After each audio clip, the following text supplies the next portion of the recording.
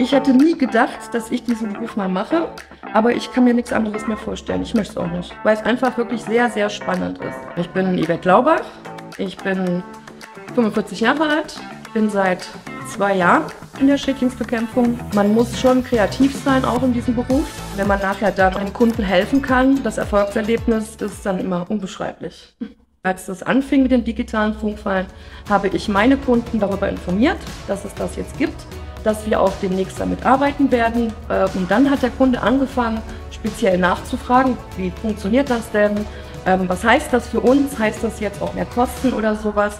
Und dadurch hat der Kunde auch angefangen, sich für meine Arbeit zu interessieren, weil es auch manchmal leider ist, dass wir da reinkommen und wir sind halt da und dann machen wir irgendwas, aber es interessiert sich keiner dafür. Und dadurch guckt der Kunde aber selber jetzt auch schon mehr. Ist da jetzt irgendwo vielleicht Codspuren oder so weiter, weil die eben halt das Thema total spannend finden, weil halt Elektrik. Und Elektrik ist immer interessant. So, die gucken auch selber dann schon mal in die Fallen und sagen so, oh, was ist denn da? Und ich zeige denen das auch, wie das auch mit dem Handy funktioniert. Und dann sind die so interessiert an der ganzen Geschichte, dass sie auch bei allen anderen Sachen plötzlich anfangen nachzufragen und zuzuhören. Und das ist sehr, sehr gut für uns, weil die mitarbeiten.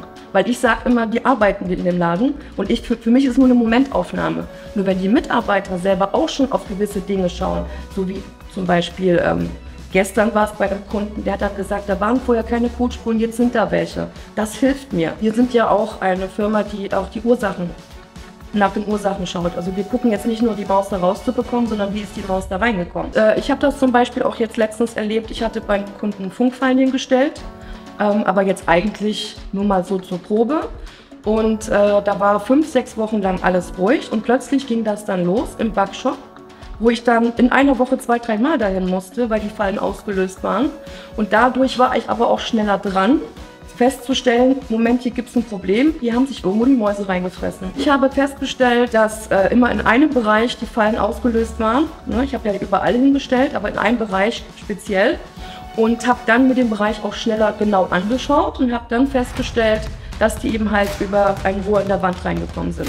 So, das war eben halt wirklich dadurch genau zu sehen, weil die immer in diesem Bereich nur in den Fallen drin waren. In den anderen Ecken waren die nicht. So, deswegen wurde dann halt auch wieder zugemacht, schnellbaulich, und dann war das Thema erledigt. Und dann kam auch erst so für mich, ja klar, wenn ich jetzt das nicht gehabt hätte, hätte ich erst dann warten müssen, bis der Kunde sich meldet oder ich es vielleicht irgendwie beim Monitoring gesehen hätte.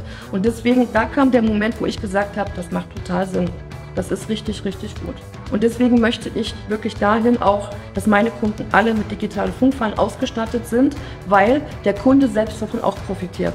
Also es gibt nur Gewinner auf allen Seiten, außer bei den Mäusen. Da sind es Verlierer.